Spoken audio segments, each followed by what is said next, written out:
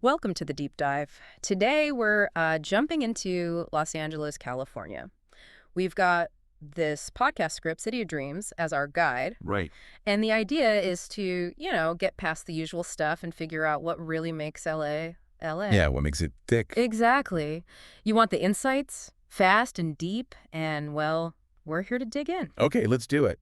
What really jumps out first, I think, is this idea that LA isn't like one single place. Mm-hmm. It's more like a whole collection of different neighborhoods, different worlds, really all mashed together. The contrasts are kind of fundamental. Totally. It's almost jarring sometimes. You can be by the beach in Santa Monica, sun and surf, Uh-huh. And then, boom, you're looking at these amazing murals in East LA, or like the luxury of Beverly Hills compared to the, I don't know, the creative vibe in Silver They're Lake. the food, those Yeah. street tacos in Boyle Heights the script mentions. Oh, yeah. So what happens when you cram all these different scenes so close together? What does that do to a place? Well, it creates this constant energy, this dynamic tension maybe. It's not just that things look different. Right. You get these unique little microcultures bubbling up, different ways of living, different priorities, Mm-hmm. maybe even slightly different ways of talking, all packed in. Huh.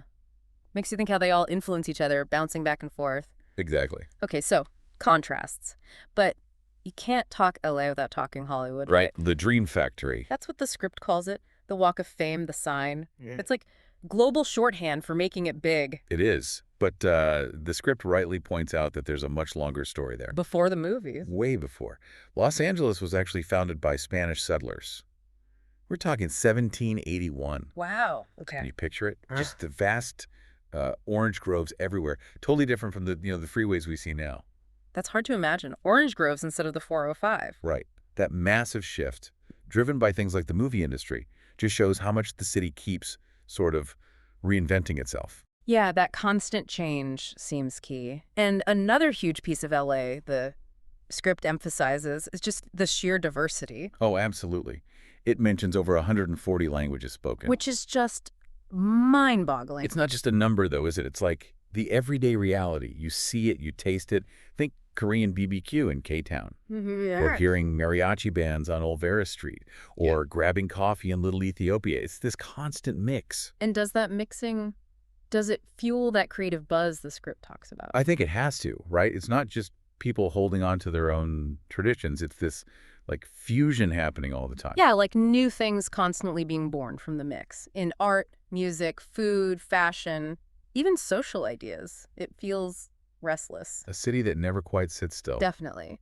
But, okay, it's not all sunshine and movie premieres. The script does bring up the tough stuff. For sure. You can't ignore the infamous traffic, obviously, Yeah. or the housing situation, which is a real crisis. And then there's the constant background threat of wildfires. Those are big deals for people living there. Right. It's not a simple paradise picture.